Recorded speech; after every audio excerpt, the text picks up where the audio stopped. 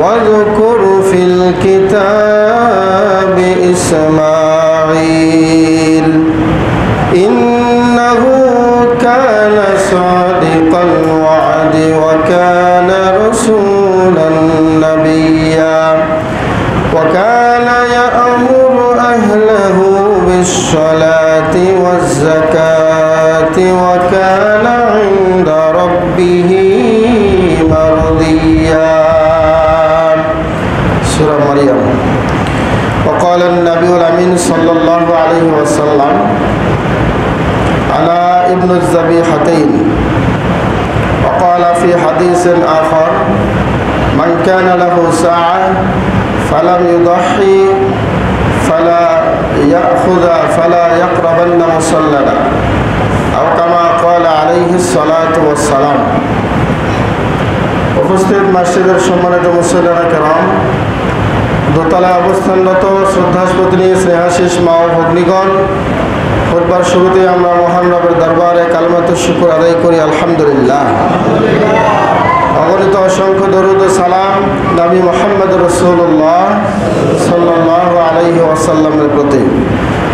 সম্মানিত উপস্থিতি, আজকে আমাদের খুতবা আলোচনার বিষয়বস্তু হলো ইসমাঈল আলাইহিস সালাতু ওয়াস সালাম এর জীবনী এবং তা থেকে শিক্ষা। আমরা সবাই জানি কুরবানির বিষয়টি যে নবীর সাথে ওতপ্রোতভাবে জড়িত, যে নবীর জীবন দেওয়ার মাধ্যমে আমরা কুরবানির বিধান পেয়েছি, সেই নবীর জীবনী সম্পর্কে আমাদের জানার দরকার আছে নাকি নাই? আছে। আমরা সবাই জানি ইসমাঈল আলাইহিস সালাতু ওয়াস সালামের জন্মের কাহিনী, সবাই আমরা অবগত আছি। তার মায়ের নাম ছিল বিবি হাজারা আলাইহিস সালাতু ওয়াস সালাম, তার বাবা ছিলেন ইব্রাহিম আলাইহিস সালাতু ওয়াস সালাম। ৮৬ বছর বয়সে, তার বাবার বয়স যখন ৮৬ বছর, তখন তার জন্ম হয় তার মা হাজারার গর্ভে। এবং তার বয়স অল্পতেই, ছোট্টকালেই, শিশুকালেই তাকে যে বিজন নামক পাহাড়ের পাদদেশে আল্লাহ রাব্বুল আলামিন রেখে আসতে বলেছিলেন, এটাও আমরা সবাই জানি। এবং সেখানেই তিনি, মক্কাতে জন্ম হয়েছিল ফিলিস্তিনে, কিন্তু বড় হয়েছেন কোথায়? মক্কাতে, মক্কা মুকাররমার পাশেই, দুই পাহাড়ের পাদদেশে, দুই পাহাড়ের চাপায়। তো সেখান থেকে তিনি বড় হলেন কিভাবে, এটা আমাদের সকলেরই জানা। এইখানে আমি শুরুতেই তার একটা লকব আছে, এটা আগে আপনাদের সাথে শেয়ার করতে চাই। তার একটি লকব এবং উপাধি হলো জাবিহুল্লাহ। কি বললাম? জাবিহুল্লাহ। জাবিহুল্লাহ মানে হলো আল্লাহর জাবেহ করা ব্যক্তি। তার মানে আল্লাহ যাকে জবাই করতে চেয়েছিলেন, বলেন সুবহানাল্লাহ। যাকে আল্লাহর পক্ষ থেকে জাবিহুল্লাহ বলা হয়, আল্লাহ যাকে এই লকব দিয়েছেন, তিনি কতই না সৌভাগ্যবান আর আল্লাহর কতই না আস্থাভাজন বান্দা, বলেন সুবহানাল্লাহ। এই জন্য বিশ্বনবী মুহাম্মদ রাসূলুল্লাহ সাল্লাল্লাহু আলাইহি ওয়াসাল্লাম বলতেন যে আনা ইবনু যাবিহাতাইন, আমি দুই জাবিহের সন্তান। আমরা সকলেই জানি যে ইসমাঈল আলাইহিস সালাতু ওয়াস সালামের সূত্র ধরে এই বংশেই আমাদের নবী, সর্বশ্রেষ্ঠ নবী মুহাম্মদুর রাসূলুল্লাহ সাল্লাল্লাহু আলাইহি ওয়াসাল্লামের জন্ম হয়েছে, বলেন সুবহানাল্লাহ। আর এই নবীর সন্তান হলেন আমাদের নবী মুহাম্মদ সাল্লাল্লাহু আলাইহি ওয়াসাল্লাম। ইসমাঈল নবীর সন্তান, ইসমাঈল নবীর ছেলে হচ্ছেন মুহাম্মদ সাল্লাল্লাহু আলাইহি ওয়াসাল্লাম। তো তিনি কেন বলতেন যে আমি দুই জাবিহের সন্তান? এক জাবি হচ্ছে এই ইসমাঈল আলাইহিস সালাতু ওয়াস সালাম, আরেকজন জাবি হচ্ছে তার বাবা আব্দুল্লাহ। তার বাবা আব্দুল্লাহ আমরা হয়তো অনেকেই জানি না। এই আব্দুল্লাহ যখন জন্ম হয়, তার দাদার নাম কি ছিল বলেন তো? Abdul Muttalib. আমাদের নবীর দাদার নাম আব্দুল মুত্তালিব। এই আব্দুল মুত্তালিব তখন কিন্তু তিনি খ্রিস্টানই, মানে বিধর্মী। তারপরও তার ছেলে আব্দুল্লাহ যখন জন্ম হলো, তিনি কাবার সাথে হেলান দিয়ে বসেছিলেন। অনেক আশা একটা সন্তানের সে মুখ দেখবে। যখনই দেখলো, তার কানে সংবাদ আসলো যে একটা ছেলে সন্তান জন্ম নিয়েছে, নিজেই তার নাম রাখলো Abdullah, Abdul Muttalib. Abdul Muttalib সন্তানের নাম কি রাখলেন? আব্দুল্লাহ। এই নামটা রাখার পরে মানে সন্তান জন্ম হয়েছে এই খুশিতে আব্দুল মুত্তালিব অর্থাৎ বিশ্বনবীর দাদা তিনি একটা নয় দুইটা নয় 100টা উট জবে করেছিলেন। সে আমলের কথা বলছি, কিন্তু আজ থেকে 1500 বছর আগের ঘটনা। 100 উট জবে করার মাধ্যমে আল্লাহর শুকরিয়া আদায় করেছিলেন যে আল্লাহ আমাকে একটা পুত্র সন্তান দিয়েছেন। তো তার সন্তান হচ্ছে আমাদের নবী মুহাম্মদ সাল্লাল্লাহু আলাইহি ওয়াসাল্লাম। তাহলে উনি এক জাবি, আর এক জাবি হচ্ছে ইসমাঈল আলাইহিস সালাতু ওয়াস সালাম। এই জন্য বিশ্বনবী বলতেন আমি 2 জাবির সন্তান। এটা গেল একটা কথা। আরেকটি কথা হলো বিশ্বনবী মুহাম্মদ রাসূলুল্লাহ সাল্লাল্লাহু আলাইহি ওয়াসাল্লাম তার মাতৃভাষা ছিল আরবি ভাষা, কিন্তু ইসমাঈল আলাইহিস সালাতু ওয়াস সালাম এবং তার মা প্রথমেই ছিল হিব্রু ভাষা। তাদের হিব্রু ভাষা ছিল, কিন্তু মক্কাতে থাকার ওসিলায় মক্কায় বসবাস করার সুযোগে তিনি আরবি ভাষা শিখেছেন। এক পর্যায়ে তিনি আরবিতে এত পাণ্ডিত্য অর্জন করেছেন, স্বয়ং তাকে বলা হয় আবুল আরব, আরবিদের বাবা। আরবিদের পিতা হিসেবে ইসমাঈল আলাইহিস সালাতু ওয়াস সালামকে লকব দেওয়া হয়েছে, বলি সুবহানাল্লাহ। শুধু তাই নয়, আমাদের নবী শুধু ক্ষান্ত নয়, আমাদের নবী থেকে শুরু করে মাত্র 10 থেকে 12 জন নবী এই ইব্রাহিম এবং ইসমাঈলের বংশের নবী, বলেন সুবহানাল্লাহ। সকল নবী রাসূল তার বংশের।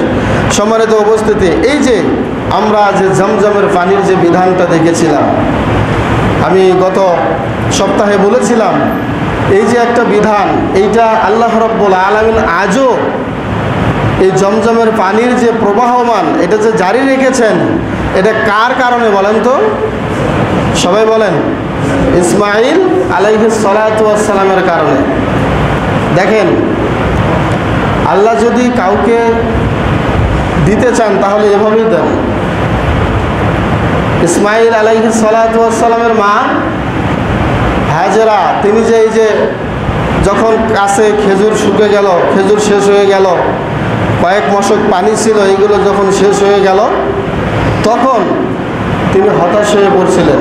মনে করছিলেন যে আমার পানি শেষ, খেজুর শেষ, আমার বুকেও তো দুধ থাকবে না, আমি ছেলেকে ইসমাঈলকে কি খাওয়াবো। এই জন্য তিনি ছুটাছুটি করতে লাগলেন। তার পাশেই ছিল একটা উঁচু পাহাড় যেটার নাম সাফা। তিনি সাফারে অনেক কষ্ট করে উঠলেন। যারা গিয়েছেন দেখবেন সাফা পাহাড়টা কিন্তু ওই সময়ের তুলনায় এখন কিছু ছোট হলে কিন্তু ওই সময় অনেক বড় ছিল। সাফা পাহাড়ে উঠলেন, উঠে তিনি দেখলেন পানির কোনো খোঁজ করা যায় কিনা, পাওয়া যায় কিনা। ওখানে ওঠার পরে কোনো পানির সন্ধান পেলেন না। তিনি তার পাশে আরেকটা পাহাড়, ছোট্ট পাহাড়, তার নাম হচ্ছে মারোয়া। তিনি মারোয়া পাহাড়ের দিকে তাকাইলেন, দেখলেন কিছু পানির ঝলকানি দেখা যায়। আসলে এটা কিন্তু পানির ঝলকানি নয়, এটা হলো রৌদ্রের তাপে পাথরের উপরে পানির মতো ছলছলায়। এটা আশায় তিনি মারোয়া পাহাড়ে গেলেন। ঘটনা আমাদের সবারই জানা। কয়বার গিয়েছিলেন বিবি হাজেরা? 7 বার। সাফা থেকে মারোয়া, মারোয়া থেকে সাফা। আল্লাহ রাব্বুল আলামিন একটা গোপনীয় আওয়াজ দিলেন, একটা অদ্ভুত একটা আওয়াজ দিয়ে বিবি হাজেরাকে নিজের জায়গায় যেতে বললেন। বিবি হাজেরা তাই চলে আসলেন। তিনি বারবার বলছিলেন, কে আওয়াজ করতেছো? আমার পানির দরকার, যদি পানি থাকে আমাকে পানি দিয়ে সহযোগিতা করেন। এই কথাটা উনি বারবার বলতেছিলেন।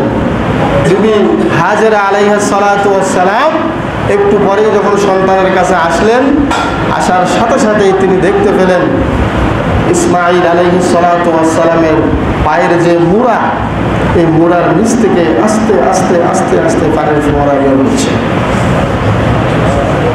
আল্লাহ রাব্বুল আলামিন জিবরীল আলাইহিস সালাতু ওয়াস সালামকে সাথে সাথেই পাঠিয়ে দিলেন। আল্লাহ বলতে চাইলেন, বুঝাতে চাইলেন যে জিবরাইল তুমি যাও, দ্রুত চলে যাও, ইসমাঈলের পায়ের জায়গায় তুমি আঘাত করো। ইসমাঈলের পায়ের আঘাতে আর তোমার পায়ের আঘাতের বিনিময়ে আমি আল্লাহ ওই জায়গার পানি বের করে দেব। জিবরাইল চলে আসলো ইসমাঈল আলাইহিস সালাতু ওয়াস সালামের পদতলে, তিনিও একটু খোঁচা মারলেন। আর যখন পানির ফোয়ারা চলে আসলো, পানির ফোয়ারা চলে আসার পরে বিবি হাজেরা আলাইহিস সালাতু ওয়াস সালাম বলছিলেন zamzam, পানি চতুর্দিকে বেঁধে দিচ্ছিলেন আর ভাবছিলেন পানি যদি চলে যায় আমি পানি কোথায় পাবো, এই পানি চলে গেলে তো আমি আর পানি পাবো না। এই জন্য বারবার বলছিলেন zamzam। তার মানে এটা হলো আমরা বাংলাতে যেমন বলি থাম থাম, থেমে যা থেমে যা, তার মানে হলো zamzam মানে পানি থেমে যাও থেমে যাও, বাহিরের দিকে যেও না। আল্লাহ তার মুখের এই কথাটা, এই হিব্রু ভাষাটা এত পছন্দ করলেন, এই পানির নাম আজীবন রেখে দিলেন zamzam। সুবহানাল্লাহ। সেই ইসমাইলের কুরবানি আমরা করতে যাচ্ছি, সেই ইসমাইলের নামেই, সেই ইসমাইলের মতোই আমাদের কুরবানি হতে যাচ্ছে। ইসমাইল আলাইহিস সালাতু ওয়াস সালাম কিন্তু বেনামাজি ছিলেন না, ইসমাইল আলাইহিস সালাতু ওয়াস সালাম কিন্তু সুদখোর ছিলেন না, ইসমাইল আলাইহিস সালাতু ওয়াস সালাম কিন্তু ঘুষখোর ছিলেন না। আল্লাহ মাফ করো, এই কথাগুলো তার একনিষ্ঠে বলা মানে তাকে ছোট করা, তাকে খাটো করা, বলেন ঠিক না বা ঠিক? ইসমাইল আলাইহিস সালাতু ওয়াস সালামের বাদৌলতে আমরা জমজমের পানি পেলাম, ইসমাইল আলাইহিস সালাতু ওয়াস সালামের বাদৌলতে আমরা আমাদের নবী, বিশ্ব নবী মুহাম্মদুর রাসূলুল্লাহ সাল্লাল্লাহু আলাইহি ওয়াসাল্লামকে পেয়েছি। শুধু তাই নয়, এই ইসমাইল আলাইহিস সালাতু ওয়াস সালাম আজকে যে কাবা ঘর অনেক হাজিরা তওয়াফ করছে, এই কাবা ঘর পর্যন্ত ইসমাইল নিজে তৈরি করে এসেছেন, বলেন সুবহানাল্লাহ। ওয়া ইয ইয়ারফাউ ইব্রাহিমুল قواعد من البيت وإسماعيل ربنا تقبل منا إنك أنت السميع العليم। الله أكبر। আল্লাহ রাব্বুল আলামিন ইব্রাহিম এবং ইসমাইলের দ্বারা কাবা ঘরের পুনর্নির্মাণ করিয়েছেন। একটা সংসারের প্রয়োজনে, সংসারের তাগিদে, পানির অভাবে ছেলেকে পানি পান করাবে, এই জন্য সাফা থেকে মারওয়া, মারওয়া থেকে সাফা। আমার ভাইয়েরা, আমার বোনেরা, একটি জিনিস চিন্তা করেন, আল্লাহর ইবাদতের জন্য সাফা মারওয়াতে দৌড়ায় নাই, আল্লাহর ইবাদতের জন্য সাফা থেকে মারওয়ায় আসে নাই, মারওয়া থেকে সাফাও যায় নাই, আল্লাহ আদেশ করেন নাই। কিন্তু এই দৌড়ানিটা আল্লাহ এত পছন্দ করলেন, কোন হাজি যদি সাফা মারওয়া সাই না করে তার হজ আল্লাহ কবুল করবেন না। সুবহানাল্লাহ। ইসমাইলের থেকে আমরা কি কি পেলাম এটা আমাদের একটু চিন্তা করা দরকার। ইসমাইল আলাইহিস সালাতু ওয়াস সালাম এমন একজন আল্লাহর পয়গম্বর ছিলেন, এমন একজন আল্লাহর ওলি ছিলেন, তিনি এমন অবস্থায় নিজের জীবনকে বিসর্জন দিয়েছিলেন। এটা আমাদের সকলেরই জানা, এটা আমাদের সকলেরই জানা। আমরা তাকে এমন অবস্থায় দেখেছি, কোরআনের ভাষায় এমন সন্তান আজকে তো দুনিয়াতে থাকা দূরের কথা, এমন সন্তান জন্ম নিয়েছে কিনা সন্দেহ আছে। কথা বলেন ঠিক কিনা? এমন সন্তানের আবির্ভাব হয় না। তখন ওই যে ইব্রাহিম আলাইহিস সালাতু ওয়াস সালাম একটা দোয়া করে তার স্ত্রী হাজেরা এবং ইসমাইলকে রেখে আসতেছিল, রব্বানা ইন্নী আসকানতু মিন যুররিয়্যাতি বিওয়াদিন গায়রি জি যারআ। হে আল্লাহ, এমন একটা জায়গায় রেখে আসলাম যেখানে কোনো শস্যাদি নাই, কোনো ফসল নাই, জনমানবহীন এলাকা, কেউ নাই। আল্লাহ এদিকে একটু মানুষকে ঝুঁকে দিও, এখানে যেন মানুষ আসে এর ব্যবস্থা করো। জুরহুম গোত্রের কিছু লোক ব্যবসা করার খাতিরে তারা এই বিজন নামক পাহাড়ের পাশ দিয়ে যাচ্ছিল। হঠাৎ করে তারা এই পাহাড়ের পাদদেশের উপরে দেখে অনেক পাখি দৌড়ি করতেছে, উড়াউড়ি করতেছে। তখন এই জুরহুম গোত্রের লোকেরা, ব্যবসায়িক লোকেরা, এক কাফেলার লোক যারা ছিল সবাই এসে বিবি হাজের এবং ইসমাইলের কাছে চলে আসলো, এসে বলল যে আমাদেরও তো পানির দরকার, একটু পানি দেবেন? তখন বিবি হাজেরা বললেন অবশ্যই নেন, আপনারা পানি খেতে পারেন। পানি এখান থেকে নিচ্ছে তারা গোসল করতেছে, তারা একদিন, 2 দিন, 3 দিন অবস্থান করতেছে। পরবর্তীতে তারা বিবি হাজেরার কাছে বলল যে আমরা আপনার কাছেই থাকতে চাই, আমরা আর কোথাও যাব না। বলেন সুবহানাল্লাহ। দেখেন তার দোয়াটা আল্লাহ কিভাবে কবুল করেছেন, মানুষ কিভাবে আসা শুরু হলো। প্রথমত শুরু হয়েছে পানির অভাবে, পানির কারণে মানুষ আসা শুরু হলো। এক পর্যায়ে তারা থাকলো এই গোত্রে, এই যে জুরহুম গোত্র, সেখানে মানুষ যখন আস্তে আস্তে বেশি হয়ে গেল এবং একজন সুন্দরী রমণী মেয়ে এবং দিনদার, পরহেজগার, আবেদা, সালেহা এক একজন মেয়ের সন্তান হলো। এই জুরহুম গোত্রে বিবি হাজেরা ছেলে ইসমাইলকে বিয়ে দিয়ে দিলেন। এই বংশের মধ্য থেকে, এই বংশের মধ্য থেকে যে মেয়েটাকে ইসমাইলের সাথে তার মা হাজেরা বিয়ে দিয়েছিলেন, এই মেয়েটাকে প্রথম এক তালাক দিয়েছিলেন তার বাবার কথায়। এই ঘটনা মনে আছে না সবার? প্রথম। পরবর্তীতে আবার তিনি একটু কাবার পাশেই আরেকটা গোত্র ছিল যে কাবিলা, ওই কাবিলার বংশে তিনি দ্বিতীয় বিবাহ করেছিলেন। সম্মানিত উপস্থিতি, তাহলে আমরা এই পর্যায়ে যেটা শুনলাম সেটা হলো আশপাশের লোক থেকে যখন অনেক মানুষ ইসমাইল আলাইহিস সালাতু ওয়াস সালাম এবং তার মা হাজেরা আলাইহিস সালাতু ওয়াস সালামের কাছে আসলো, আসার পরে আস্তে আস্তে আস্তে আস্তে যখন মানুষের বস্তি শুরু হলো, ওই যে বয়সটা যখন 8 থেকে 10 থেকে 12 বছর, ঠিক 13 বছর বয়সে যখন তিনি উপনীত, তখনই আমার বাবা চলে আসলো ফিলিস্তিন থেকে। আমি বলেছিলাম গত খুতবায়, কিন্তু এখানে কিছু অংশ ছুটে গিয়েছে, এই জন্য এটা টেনে আনতে হচ্ছে। ছেলেকে এসে বলছে, ইয়া বুনাইয়া ইন্নী আরা ফিল মানামি আন্নী আযবাহুক ফানজুর মাযা তারা। বাবা, আমি স্বপ্নে দেখছি তোমাকে জবাই করছি, তুমি কি বলো একটু তোমার মতামত আমাকে দাও। তখন সাথে সাথে যেমন বাবা তেমন ছেলে বলছে, ইয়াবা তিফআল মা তুমার সাতাজিদুনি ইনশাআল্লাহু মিনাস সাবিরিন। বাবা, আল্লাহ আপনাকে যা আদেশ করেছেন, আপনি যা আদেশিত হয়েছেন তাই করেন, আমার কোনো আপত্তি নাই। আপনি ছুরি চালাবেন, আমি ছুরির নিচে শুয়ে যাবো। আল্লাহু আকবার। এই অনুভূতিটা একটু চিন্তা করেন তো। আপনার ছেলেকে যদি আপনি বলেন যে বাবা, আগামীকাল কোরবানির ঈদ, যদি এই বিধান থাকতো সংসারের পরিবারের সর্বশ্রেষ্ঠ ছেলে অথবা মেয়েটাকে, যেটাকে দেখতে খুব ভালো, যার স্বাস্থ্য অনেক ভালো, যেটা দেখতে অনেক সুন্দর, সুন্দরী মেয়ে, তাকে যদি জবে করার বিষয়টা থাকতো, তাহলে বিষয়টা কেমন হতো? আল্লাহর কিন্তু ওই ইচ্ছা ছিল না যে আমি পরবর্তী প্রজন্মে মানুষ জবে করবো। কি বলেন, ঠিক কিনা? আল্লাহ এটা চান নাই। ওই জন্যই ডাক দিয়ে বলেছিলেন, ইব্রাহিম, তুমি তোমার স্বপ্নটাও সত্য বাস্তবায়ন করলা, এত পরীক্ষায় আমি তোমাকে ফেললাম, সমস্ত পরীক্ষায় তুমি পাস করলে, শেষ পর্যন্ত নিজের ছেলেটাও আমাকে দিয়ে দিলা। আল্লাহু আকবার। কদ সাদ্দাকতার রুয়া, তুমি স্বপ্নটা বাস্তবায়ন করেছো। ইন্না কাযালিকা নাজজিল মুহসিনিন, এভাবে আমি সৎকর্মশীলদের বিনিময় দিয়ে থাকি। শুনে রেখো, এটা মূলত কি? ইন্না হাযা লাহুয়াল বালাউল মুবিন। আমার এটা সন্তান জবে করে শেষ করে দেওয়ার ইচ্ছা আমি আল্লাহর নয়, আমি আল্লাহর শুধু একটা জিনিস ছিল, সেটা হলো তোমার পরীক্ষা। সেটা কি? তোমার পরীক্ষা। তুমি 86 বছর বয়সে একটা সন্তান পেয়েছ, না জানে আমি আল্লাহর চেয়ে মহব্বত তোমার সন্তানের উপরে হয়েছে, এইটা বোঝার জন্য আমি পরীক্ষায় তোমাকে ফেলেছিলাম। আল্লাহু আকবার।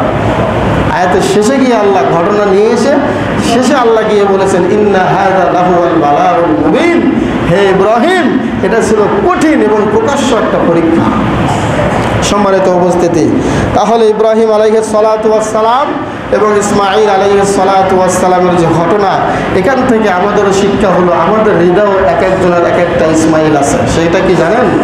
সেটা হলো আমাদের কারো ইসমাঈল হচ্ছে ব্যাংক ব্যালেন্স, আমাদের কারো ইসমাঈল হচ্ছে বন্ধের জমি, আমাদের কারো ইসমাঈল হচ্ছে নিজের বাড়িতে রাখা কিছু টাকা, আমাদের কারো ব্যাংক ব্যালেন্স হচ্ছে নিজের কিছু সম্পদ। এগুলোই আমাদের ইসমাঈল। কিন্তু এইগুলোই ওইভাবে ইসমাঈল আলাইহিস সালাতু ওয়াস সালামকে যেভাবে তার বাবা বিসর্জন দিয়েছিল, এখান থেকে এই জায়গাগুলো থেকেই আমাকে সর্বোত্তম জিনিসটা আল্লাহ রাস্তায় ব্যয় করতে হবে, তখনই হবে ইসমাঈলের কোরবানি। কথা বুঝাইতে পারলাম কি না? আমাদেরও যে ইসমাঈলগুলো আছে, এগুলো থেকে আমাদের কি করতে হবে? ওইভাবে বের হয়ে আসতে হবে। সম্মানিত উপস্থিতি, আরেকটি জিনিস, ইসমাঈল এবং ইব্রাহিম যখন যাচ্ছিলেন মিনার দিকে, এই যে আজকে হাজী সাহেবরা মিনাতে কুরবানি করবেন, আজকে তাদের 10ই জিলহজ, এই কুরবানিটা যদি মিনা ছাড়া অন্য জায়গায় করে, আপনারা একটু ফতোয়া দেন তো, এই কোনো ব্যক্তির কুরবানি কবুল হবে? হবে কি? হবে না। কেন হবে না? কারণ যেখানে তেখানে যেন তেন কুরবানি করলে আল্লাহ কুরবানি হাজীদের কবুল করবেন না। ওই জায়গাতে গিয়েই কুরবানি দিতে হবে যেই জায়গাতে ইব্রাহিম ইসমাঈলকে নিয়ে গিয়েছিলেন জবে করার জন্য। ওই জায়গাটাই হচ্ছে মিনার প্রান্ত। এই যে যাচ্ছিলেন, যাওয়ার সময় ইসমাঈলকে পেছন থেকে শয়তান কয়েকবার ধোঁকা দিতে চাচ্ছিল। দেখবেন হাজী সাহেবরা 3 জায়গায় কঙ্কর নিক্ষেপ করে, জামরায়ে আকাবা, জামরায়ে কুবরা, জামরায়ে উসতা। আমরা হাদিসে পড়েছি এগুলো, যারা গিয়েছেন সরাসরি দেখেছেন। এই জামরায়ে আকাবাতে 7টা কঙ্কর নিক্ষেপ করতে হয়। প্রত্যেকবারই কিন্তু বলা যায় যে আউযু বিল্লাহি মিনাশ শাইতানির রাজিম, এই কথা বলে আর কঙ্কর নিক্ষেপ করে। জামরায়ে উসতায় 7টি, জামরায়ে কুবরায় 7টি, মোট 21টি জামরা নিক্ষেপ করতে হয়। এই জায়গায় কেন কঙ্কর নিক্ষেপ করতে হবে? ঠিক এই জায়গাতেই ইসমাইলকে নিয়ে এই পথ দিয়ে যখন যাচ্ছিলেন তার বাবা ইব্রাহিম, তখন শয়তান পেছন থেকে খোঁচা দিচ্ছিল, যাস না, যাস না, তোরা জবাই করে ফেলবি, যাস না। এই জন্য শয়তান যেহেতু প্ররোচনা দিয়েছিল, শয়তানকে তাড়ানোর জন্য আজও পর্যন্ত হাজীদের এই কাজটি আল্লাহ ওয়াজিব করে দিয়েছেন। সুবহানাল্লাহ। ওখানে শয়তানকে কঙ্কর নিক্ষেপ করতে হয়। কত কিছু পেয়েছি আমরা হজ্জের সমস্ত বিধায়, প্রায় 90% বিধিবিধান ইব্রাহিম ও ইসমাইলের সাথে রিলেটেড। সম্মানিত উপস্থিতি, এরপরে ইব্রাহিম আলাইহিস সালাতু ওয়াস সালাম এবং ইসমাইল আলাইহিস সালাতু ওয়াস সালাম এত বড় জালিলুল কদর দুইজন আল্লাহর পয়গম্বর হওয়া সত্ত্বেও তারা কাবা ঘরে ঝাড়ু দিতেন। কি করতেন? কাবা ঘরে ঝাড়ু দিতেন। কিন্তু আজকে দুঃখজনক হলো সত্য, আমরা মসজিদে ময়লা দেখলে ঝাড়ু দিতে আমাদের ইতস্ত হয়, আমাদের ইজ্জতে বাঁধে, আমাদের সম্মানে গিয়ে খোঁচা দেয়। কি বলেন, ঠিক কি না? এরকম লোক অনেক আছে, সবাই নাই আলহামদুলিল্লাহ। অনেকে ময়লা একটা দেখলে একটাই ফেলে দেন। বিশ্বনবী নবী মুহাম্মদ রাসূলুল্লাহ সাল্লাল্লাহু আলাইহি ওয়াসাল্লাম মসজিদে কুবার মধ্যে যখন বাতি জ্বালানো হচ্ছিল না, একটা আলো দেওয়ার মতো কেউ নাই, তখন ওসমান নামে একজন সাহাবী এসেছিল, এসে একটা কূপ বাতি নিয়ে সামনে আগাচ্ছিল। ওসমান নামে যে সাহাবী ছিল, তাকে আল্লাহর নবী কাছে ডেকে বললেন যে, হে ওসমান, আমার মেয়ে যদি আরেকটা থাকতো আমি তোমাকে মেয়ের জামাই বানাইতাম। মসজিদ অন্ধকার থাকে, এই অন্ধকারের মসজিদটা তুমি আলোকিত করেছো, এই জন্য তোমার মতো মানুষের আমার দরকার, তোমার মতো আলোকিত মানুষের আমার দরকার। আমার একটা মেয়ে থাকলে আমি তোমার সাথে আমার মেয়েকে জামাই বানাতাম। সুবহানাল্লাহ। সম্মানিত উপস্থিতি, আল্লাহ রাব্বুল আলামিন বলেছেন, ওয়াহিদনা ইলা ইব্রাহিম ওয়া ইসমাঈল আন তুহহিরা বাইতিয়া লিত-তাইফিন ওয়াল-আকিফিন ওয়ার-রুক্কা'is সুজুদ। আল্লাহ রাব্বুল আলামিন বলেছেন, আমি ইব্রাহিম ও ইসমাইলের সাথে এই চুক্তিতে আবদ্ধ হয়েছি যে তোমরা আমার ঘর বাইতুল্লাহ এটা তোমরা পরিষ্কার পবিত্র রাখবে। কেন? এখানে তওয়াফকারীরা আসবে, এখানে রুকুকারীরা আসবে, এখানে সিজদা করনেওয়ালারা আসবে, এদের সবার জন্য এই ঘরটাকে তুমি পরিষ্কার রাখবা। সুবহানাল্লাহ। একজন নবী হয়ে এই কাজ করেছেন। তাহলে মসজিদ পরিষ্কার রাখা, আল্লাহর ঘর পরিচ্ছন্ন রাখা, এটা কি কোনো গোলামের কাজ? এটা কি কোনো ছোট লোকের কাজ নাকি নবী রাসূলদের কাজ? নবী রাসূলদের কাজ। মনে রাখতে হবে, মানুষ আপনাকে ছোট চোখে দেখলেও আল্লাহর কাছে আপনি বড় একজন মেহমান, আল্লাহর কাছে আপনি বড় মনের মানুষ। যারা মসজিদ মাদ্রাসার কাজ করেন, মনে রাখবেন আল্লাহ রাব্বুল আলামিনের ঘরের যারা কাজ করেন, এরা মানুষের কাজ করেন না, এরা সরাসরি খাদেম হচ্ছেন কার? আল্লাহ। সম্মানিত উপস্থিতি, এরপরে এই জন্য আল্লাহ রাব্বুল আলামিন ইসমাঈল আলাইহিস সালাতু ওয়াস সালামকে স্মরণ করার জন্য আমাদের নবীকে আদেশ করেছেন। সূরা আল মারিয়ামের মধ্যে 54 এবং 55 নম্বর আয়াত খুললে আপনারা পেয়ে যাবেন। আল্লাহ কি বলেছেন আমরা একটু শুনি। আল্লাহ রাব্বুল আলামিন বলেছেন, আউযু বিল্লাহি মিনাশ শাইতানির রাজীম ওয়াযকুর ফিল কিতাবি ইসমাঈল ইন্নাহু কানা সাদিকাল ওয়া'দি ওয়া কানা রাসূলান নাবিয়্যা ওয়া কানা ইয়া'মুরু আহলাহু বিস-সালাতি ওয়াজ-যাকাতি ওয়া কানা 'ইনদা রাব্বিহি মারদিয়্যা। আল্লাহ রাব্বুল আলামিন বললেন, ও নবীগণ, তুমি এই কোরআনের মধ্যে ইসমাইলকে নিয়ে তুমি আলোচনা করো, ইসমাইলের কথাটা তুমি স্মরণে নিয়ে আসো। আমি আল্লাহ তোমাকে বলছি, ইসমাইলের কথা কোরআনে আমি যা বলেছি তুমি এটা আলোচনা করো। এটা কার আদেশ? আল্লাহর আদেশ। আল্লাহ আমাদের নবীকে বলছে, ও নবী মুহাম্মদ সাল্লাল্লাহু আলাইহি ওয়াসাল্লাম, কোরআনের ভিতরে আমি আল্লাহ ইসমাইলের বিষয়ে যা বলে বলেছি তুমি তা স্মরণ করো, তা আলোচনা করো। কি ছিলেন তিনি, কি ছিল ইসমাইল নবী, কেমন ছিল এ সম্পর্কে আল্লাহ পরের অংশেই তিনি ঘোষণা করেছেন, ও মুহাম্মদ ইন্নাহু কানা সাদিকাল ওয়াদে, নিশ্চয় তুমি জেনে রেখো ইসমাইল এমন ব্যক্তি ছিল, তিনি ওয়াদা পূর্ণকারী ছিল, ওয়াদাকে সত্যায়নকারী ছিল। জীবনে কোনোদিন ওয়াদা ভঙ্গ করতে হয় এইটা আমার পয়গম্বর ইসমাইল জানতো না। সুবহানাল্লাহ। ওয়াদা দিয়ে যে ওয়াদা খেলাপ করতে হয় এইরকম স্বভাব ইসমাইলের ছিল না। আপনারা সকলেই জানেন, বাবাকে যখন বলেছিল যে বাবা আপনাকে যা আদেশ করেছে আপনি তাই করেন, আমি শুরুর নিচে শুয়ে যাব, আপনারা বলুন তো একবার কি বাবাকে বলেছিল যে বাবা আমার ভয় লাগতেছে, খবরদার শুয়ে চালায়েন না, বাবা আপনি সহ্য করতে পারবেন না আমাকে জবে করেন না, এমন কোনো কথা ইসমাইল বলেছিল? বাবা আমাকে নিয়ে যেন না, আমার মা সহ্য করতে পারবে না, আপনিও সহ্য করতে পারবেন না, আমারও ভয় লাগতেছে, এমন কোনো কথা ইসমাইল বলেন নাই। এই জন্য আল্লাহ তার এই সার্টিফিকেটটা দিয়ে দিলেন, ইন্নাহু কানা সাদিকাল ওয়াদি, ইসমাইল ছিল সত্যবাদী এবং ইসমাইল ছিল ওয়াদা পূরণকারী। তার জীবনে ওয়াদা ভঙ্গ করার কোনো রেকর্ড আমি আল্লাহর চোখে পড়ে নাই। সুবহানাল্লাহ। হে নবী তুমি তাকে একটু স্মরণ করো, তাকে একটু তোমার আমলে নিয়ে আসো, তাকে ভুলে যেও না। এরপরে আল্লাহ আরও বলেছেন, ওয়া কানা রাসূলান নাবিয়্যা, তিনি একজন রসুল ছিলেন, তিনি একজন নবীও ছিলেন। সুবহানাল্লাহ। নবী এবং রসুল সাথে দুইটাই দায়িত্ব আল্লাহ তাকে দিয়েছিলেন। এরপরে আল্লাহ রাব্বুল আলামিন আরও বলেছেন সে কি করত, ওয়া কানা ইয়া'মুরু আহলাহু বিস-সালাতি ওয়াজ-যাকাহ, নিশ্চয় সে তার আহাল পরিবারকে সালাতের আদেশ করত এবং জাকাতের আদেশ করত, সালাত আদায় করত এবং জাকাত আদায় করত। এই দুইটি কাজ যেন তার পরিবার করে এই আদেশ তিনি তার পরিবারকে দিতেন। প্রিয় ভাইয়েরা আমার, আমরা কুরবানি করতেছি ওই ইসমাইলেরই কুরবানি, কি বলেন ঠিক কিনা?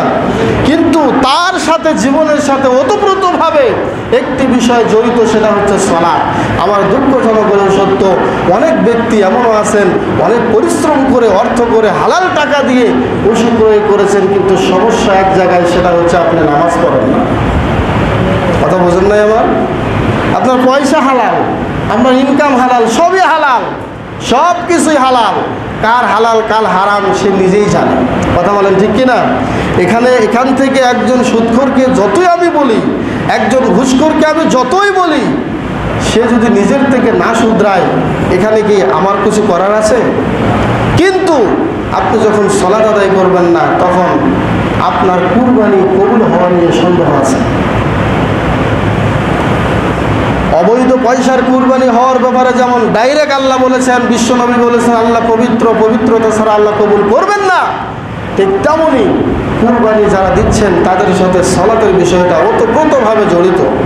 সালাত যেমন ফরজ, অবৈধ উপার্জন থেকে বেঁচে থাকাও তেমনই ফরজ।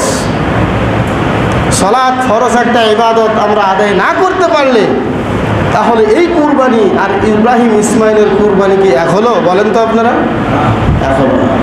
এত কষ্ট করলাম, এত মাথার ঘাম পায়ে ফেলে পরিশ্রম করে অর্থ উপার্জন করে কুরবানি করে, সেটা যদি শুধু গোশত খাওয়াই হয়, তাহলে এই কুরবানি দিনে কুরবানি না করে অন্য অন্য দিন একটা গরু 10 জনে নিয়ে এসে জব করে খেলেই তো হয়। কারণ অন্য অন্য দিনের পশু জবে আর এই দিনের পশু জবে তো এটা এক নয়।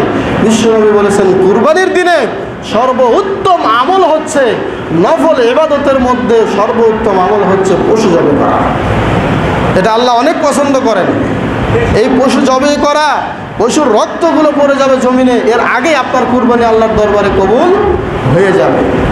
কখন হবে এটা?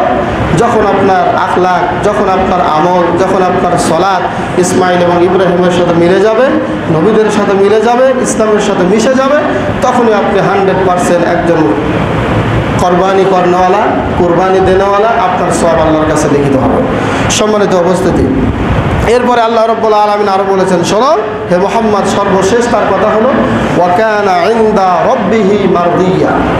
ইসমাইল কেমন ছিল জানো? ইসমাইল আমি আল্লাহর কাছে ছিল সন্তোষভাজন এবং আস্থাভাজন একজন গোলাম। বলেন সুবহানাল্লাহ। আমি আল্লাহ ইসমাইলের উপরে অনেক সন্তুষ্ট হয়েছি। হে মুহাম্মদ, তুমি একটু তাকে স্মরণ করো, আমি আল্লাহ ইসমাইলের উপরে অনেক খুশি হয়েছি। ওয়াকানা ইনদা রাব্বিহি মারদিয়া, সে কিন্তু তার রবের কাছে অনেক সন্তুষ্টের পাত্র ছিল। সুবহানাল্লাহ। কে বলছেন এই কথাগুলো? আল্লাহ বলেছেন সূরা মারিয়ামের 54 এবং 55 নম্বর আয়াত। এরপরে তিনি এইভাবেই যখন বড় হলেন, ইসমাইল আলাইহিস সালাতু ওয়াস সালাম এভাবে বড় হলেন মক্কাতেই। তিনি বড় হতে হতে হতে হতে তিনি যখন নবুয়ত পেয়েছিলেন, নবুয়তের দাওয়াতও তিনি এই মক্কাতেই দিয়েছেন। তাওহীদের প্রচার প্রসারণা করতে করতে করতে করতে এক পর্যায়ে যখন তিনি বয়োবৃদ্ধ হয়ে গেলেন এবং তার মৃত্যুর আগে এমন উল্লেখযোগ্য আর কোনো ঘটনা পাওয়া যায় না, কারণ এই জায়গাটা, এই মক্কার আশপাশের জায়গাটা, এই পরিবেশ তার বাবাই তৈরি করে দিয়ে গিয়েছে। সুবহানাল্লাহ। আল্লাহর মাধ্যমে তিনি সুন্দর একটা পরিবেশ পেয়েছিলেন। বিশেষ কোনো ঝগড়া বিবাদ বা দাঙ্গা হাঙ্গামার মধ্যে তাকে লিপ্ত হতে হয় নাই। এক পর্যায়ে মাতা ফি মক্কা, তিনি মক্কাতেই মৃত্যুবরণ করেছেন এবং তার মা বিবি হাজেরাকে যেখানে দাফন করা হয়েছে, মক্কাতে আজও তার মায়ের কবরের পাশেই তাকে দাফন করা হয়েছে। বলেন সুবহানাল্লাহ। কি উপস্থিতি! এখন আমরা তার জীবন শেষ করলাম, শিক্ষাটা একটু সংক্ষেপে 1 মিনিটে জেনে নেই। শিক্ষাটা হলো, ইসমাইল আলাইহিস সালাতু ওয়াস সালাম ছিলেন, 1 নম্বর শিক্ষা, ইসমাইল আলাইহিস সালাতু ওয়াস সালাম ছিলেন আদর্শ সন্তানের উজ্জ্বল প্রতীক। আদর্শ সন্তান যে কাকে বলে, এরকম আনুগত্যশীল যুবক এবং আনুগত্যশীল সন্তানের আজকে বড্ড অভাব। ছেলেমেয়েরা বাবা মাকে কিন্তু সহজে মানতে এখন চায় না, চায় না। আমাদের সন্তানরা হলে কি করতে বলেন? এইরকম একটা বিধান যদি পালন করতে যাইতাম, কল্পনাই করা যায় না যে কী যে অবস্থা হইত।